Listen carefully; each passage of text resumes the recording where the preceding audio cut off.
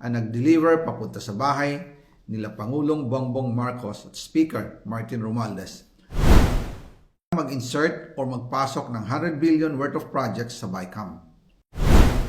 Sana po ay hindi nila ako mapatay bago ko mailabas ang lahat. Ginawa ko lang ang utos sa akin, pero ngayon, handa na akong harapin ang lahat. Ginagamit ng administrasyon ang buong resources ng bansa para tumahimik ako. That he will shoot me if I will talk. Gagamitin ako bilang panakipbutas sa kanilang kampanya laban sa korupsyon. Hindi na ako mananahimik, ilalabas ko ang lahat ng katotohanan. May resibo, may ebidensya, at may pangalan. Again, I informed the Speaker and asked clearance about the instructions ng Pangulo. At ang sabi niya, wala tayong magagawa. Kaya po nagtataka ako kung bakit sinasabi ni Pangulo na hindi niya makilala ang budget, samantalang lahat na binawas at dinagdag sa mga ahensya ng gobyerno ay humihingi ng approval sa kanya si Sec. Mina Pangandaman. Bago namin ginawa o tinapos ni Senator Chis Escudero during the BICAM. Sinabi pa ni Sec. Mina, everything is cleared with the President. Basta importante, pasok ang pondo na request ng Pangulo. The following day, sinabi ni Sec. Mina, approve na si Presidente BBM sa lahat na binawasan na ahensya. Masaya na ang Pangulo dahil naipasok ang gusto niyang 100 billion insertion. Wala pong perang napunta sa akin. Lahat po ng insertion napunta sa ating Pangulo at Speaker Martin Romualdez.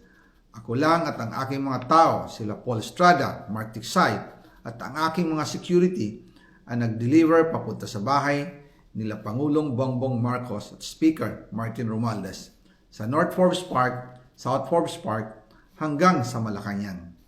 Yung mga deliveries po ay merong record ang aking mga tao.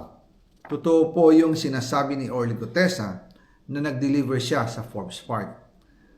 Totoo din po ang sinasabi ni Orly Gutesa na nag-deliver siya sa Malacanang nung siya ay nasa Senado. Para mapatunayan ang mga litrato na deliveries ay ilalabas ko po together with this video.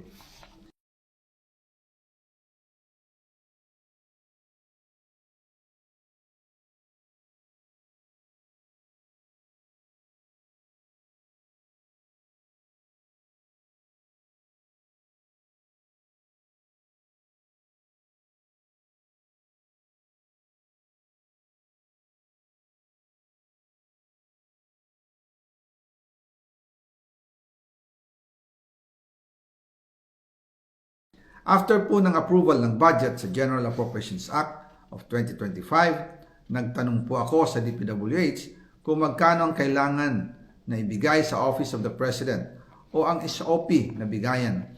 Ang sinagot sa akin ay 25%. Ang ibig sabihin nito, 25% ng 100 billion ang SOP na kailangan ibigay kay BBM mismo.